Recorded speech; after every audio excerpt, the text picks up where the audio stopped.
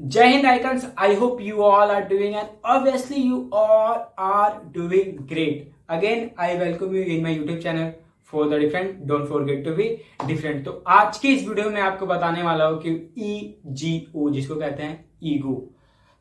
आप सभी ने एक टाइटैनिक का नाम सुना ही होगा।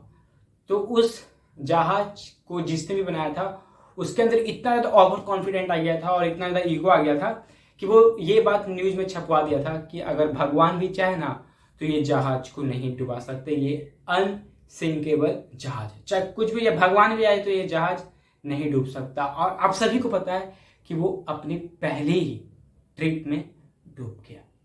रावण इतना ज्ञानी, लेकिन वो उनके साथ ऐसा हुआ, क्यों हुआ?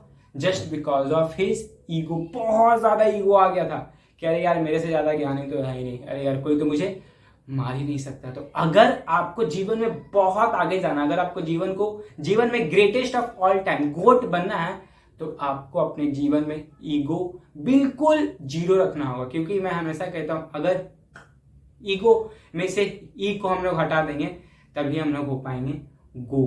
जिस तरह इनो 6 सेकंड में एसिडिटी खत्म करता है, उसी तरह ईगो 6 सेकंड में हमारा रिलेशनशिप तोड़ देता है किसी के भी साथ। तो ईगो मत रखिए अपने लाइफ में, एटीट्यूड रखिए। एटीट्यूड आपके पास होना चाहिए। बिकॉज मैंने एक लाइन बहुत अच्छा कभी लिखा था कि a man without attitude and a country without attitude both are directionless. आपके पास एटीट्यूड होना चाहिए हाँ, लेकिन ईगो घमंड कभी भी नहीं होना चाहिए। जितना आप जमीन से जुड़े हुए रहेंगे, जितना आप दूसरों को अपने से बड़ा महसूस करवाएंगे, उतना ही आप आगे बढ़ेंगे। बड़ा इंसान वही है जो अपने से छोटा को कभी छोटा महसूस ना होने दे। आपने एक चीज और देखा होगा, एग्जाम्पल की पीपल का पेड़ कितना बड़ा होता है लेकिन उसमें फल बिल्कुल छोटा सा खिलता है। और आपने कोहड़ा का पेड़ देखा होगा जो जमीन पे ही रहता है लेकिन फल कितना बड़ा देता है। तो इससे भी क्या होता है, जिस इंसान के पास बहुत बड़ा ईगो जो दिखाता है, समझ लीजिए उसने कुछ अचीव नहीं किया या उसने कुछ उखाड़ा नहीं है। और जो जमीन पे रहते हैं वो बहुत आगे बढ़ते हैं। तो हमेशा जमीन से जुड़े रहें, ईगो हमेशा जीरो रखें, एटीट्यूड 100% रखें या 1000% रखें, वो बिल्कुल सही, लेकिन ईगो हमेशा जीरो रखिए।